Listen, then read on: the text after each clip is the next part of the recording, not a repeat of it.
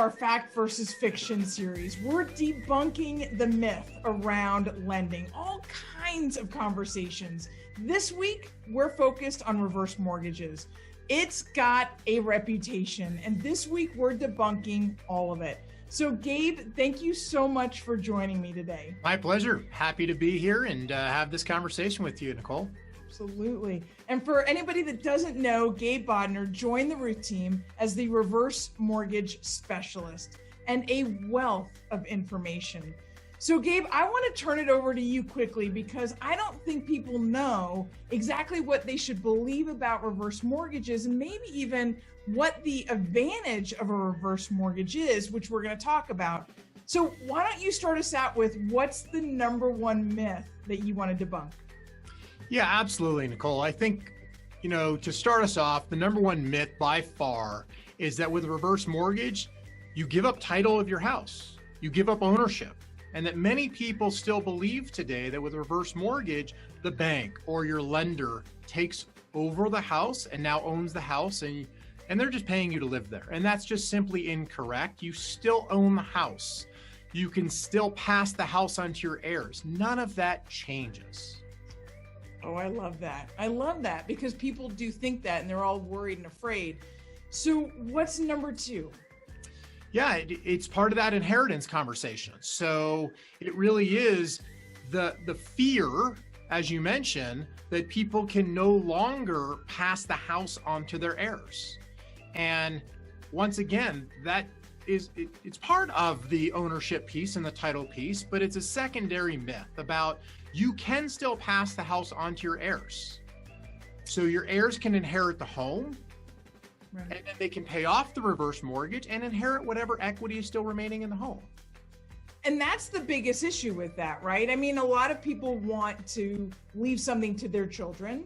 Just that in and of itself is part of the value. But then, of course, we're seeing incredible equity growth in real estate today. And you don't want to give that up thinking that you no longer have ownership or title and you can't pass that on to the kids. So that's super important. Right. And I think that's probably the number three myth, actually, is that you're losing equity. Mm-hmm. In reality, nobody's taking it from you, right? You're not losing it. You're simply what I would call using some of your equity. And what I mean is that, think about compared to a regular mortgage, if someone is making a mortgage payment of $1,000 a month, right? That's $12,000 a year that they're no longer required to make. So instead of having to make that payment with a reverse mortgage, the interest is simply added back to the loan, which is what we call negative amortization. And then through that negative amortization, the loan balance grows over time, right? Which arguably eats away at some of the equity. However, if you consider interest rates around 2.5% to 4.5%, right? Compared to home equity growth and appreciation at 5 to 15%, think about it. The math works out where one actually in today's market is gaining more equity than they're using with a reverse mortgage. I love that. And I think it's so instrumental that somebody who's looking at retirement, especially on a short lens, considers what the advantages are with this partnering with what a financial planner might be proposing as well because of some of those advantages. So what's another myth that we want to debunk? Yeah, I think another one is that you don't have to own your home free and clear, meaning it's okay if you have a mortgage balance today, right? So a lot of people think that they can't have a mortgage in order to get a reverse mortgage. And once again, that's just not true. When we do a reverse mortgage, we can absorb, right, or pay off that existing mortgage balance. So I'd say that's probably one of the more common myths.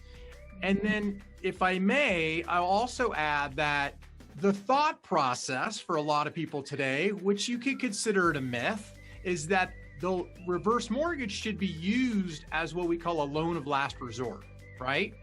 I've used my portfolio, I'm running out of money, all I have left is my home equity, then now should I consider reverse mortgage?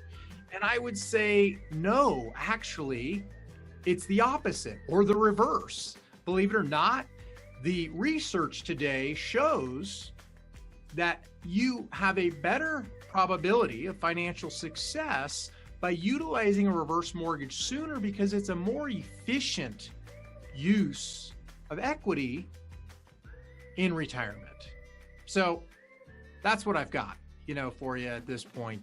Again, lots of other information out there. I can talk forever, as you know, but I'd love to continue to share as much as you'd like. Just 2 questions that you made me think of. Can I use a reverse for a purchase or a refi? Yeah, great question.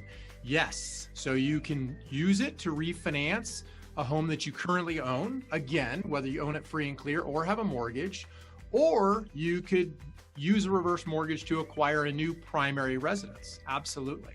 And if I pull money out with a reverse mortgage, am I limited on what I can use it for? Or can I look at purchasing other investments with that money?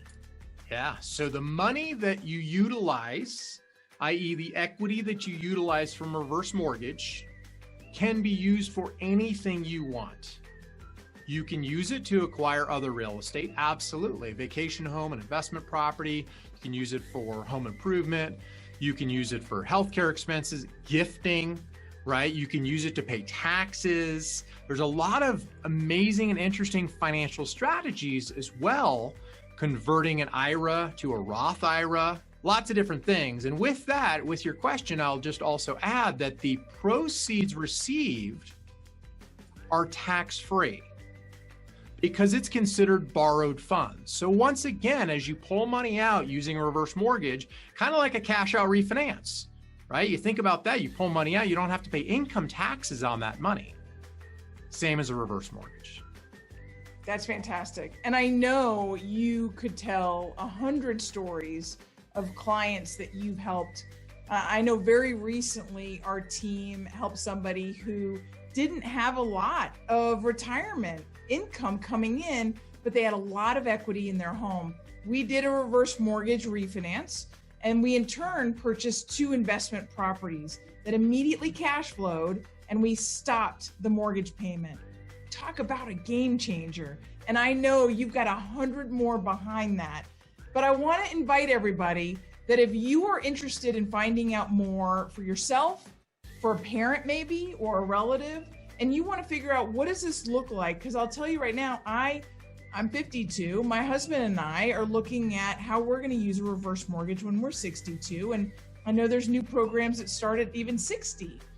But this is something where you want to do a little pre-planning. If you have anybody in your family that you might think about inquiring, does this make sense? Let's give Gabe a call. We're going to have all of his information in our email. He's part of our team. You can always reach out to me as well. I just really appreciate the time that you spent with us, Gabe. Thanks, Nicole. Appreciate it.